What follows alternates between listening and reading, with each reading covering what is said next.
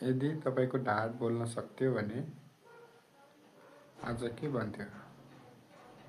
सायद ढाड बोल्न सक्थ्यो र ढाडले चाहिँ के भन्थ्यो? म बिग्रिएको छैन, मलाई धेरै नदुखाउनुहोस्, म धेरै दुखेँ भने म तपाईँलाई हानि गर्न सक्छु। यो ढाडले दिइरहेको चेतावनी हो। ढाड दुख्नु कमजोरी होइन, ढाड दुखाइ आलस्यता पनि होइन। ढाड दुख्ने चाहिँ एउटा सूचना हो, तपाईलाई दिने एउटा सिग्नल हो। प्राय जस्तो ढाड दुखाइ कसरी दुख्छ?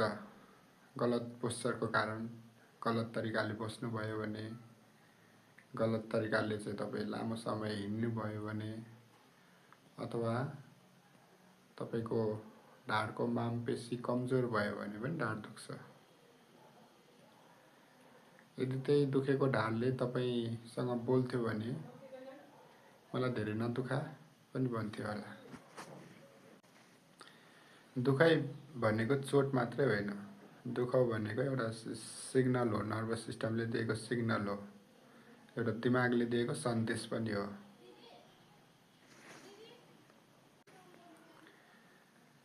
ढाड दुखेपछि के गर्नुहुन्छ? तपाईँ डक्टर जाँच गर्नुहुन्छ, हस्पिटल जानुहुन्छ, एमआरआई गर्नुहुन्छ, एक्सरे गर्नुहुन्छ, धेरै कुरा जाँच गर्नुहुन्छ नि। धेरै मानिसको चाहिँ ढाड दुख्दा पनि एक्सरे नर्मल हुनसक्छ, एमआरआई पनि नर्मल हुनसक्छ। कतिजनाको एमआरआई खराब हुनसक्छ तर दुखिरहेको हुँदैन। कतिजनाको दुखिरहेको हुन्छ तर एमआरआई पनि नर्मल भइदिन्छ। जस्तो हाम्रो हड्डी मात्र ढाड होइन, हाम्रो ढाडमा चाहिँ के छ? एउटा मासु छ, अनि डिस्क नर्भ भन्छ तपाईको नसा, अनि मासु।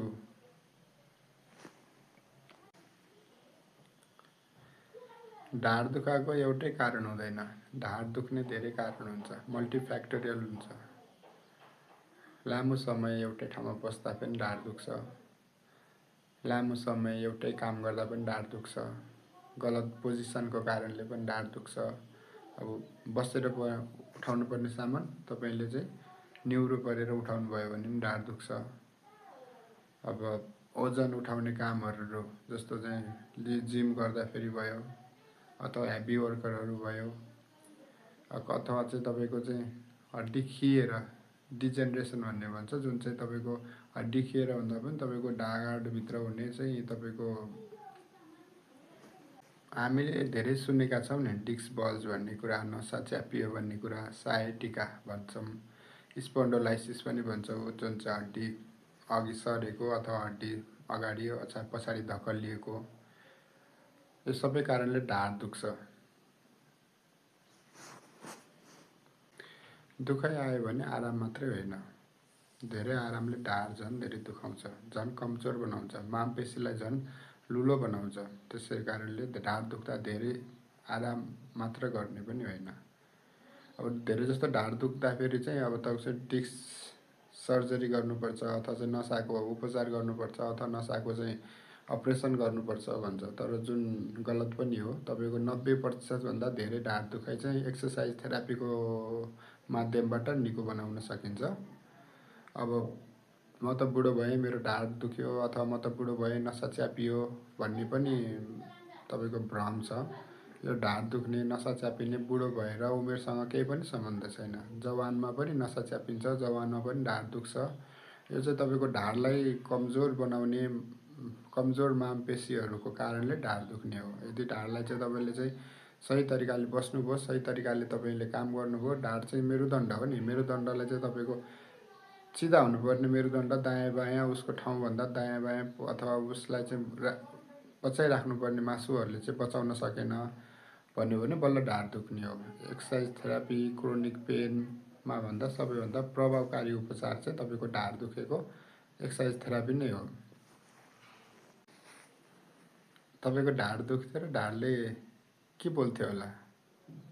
मलाई धेरै दुख नदे, मलाई चाहिँ सजिलोसँग राख, म बिग्रेको छैन, म चेतावनी दिइरहेको छु भन्ने ढाडको संकेत हो। तर तपाईँ सही उपचारको लागि धेरै भौतारिनुहुन्छ, धेरै ठाउँ भाग्नुहुन्छ, यहाँ भएन त्यहाँ भएन भनेर चाहिँ तपाईँ धाइराख्नुहुन्छ। उपचार सही ठाउँमा उपचार गराउनुस्, ढाड निको पनि चाँडै हुन्छ। सही उपचार भनेको एक्सर्साइज थेरापी, फिजियोथेरापी नै हो। तपाईँको 80% 90% केसहरू चाहिँ सिम्पल 1-2वटा एक्सर्साइजले पनि निको हुन्छ। कुन एक्सर्साइज गर्ने, कस्तो एक्सर्साइज गर्ने भन्ने कुरा फिजियोथेरापिस्टलाई भेट्नुहोस्, हामीलाई भेट्नुहोस्, हामी बताउनेछौँ तपाईँको किन दुख्यो, कसरी दुख्यो भन्ने हामी पत्ता पनि लगाउँछौँ।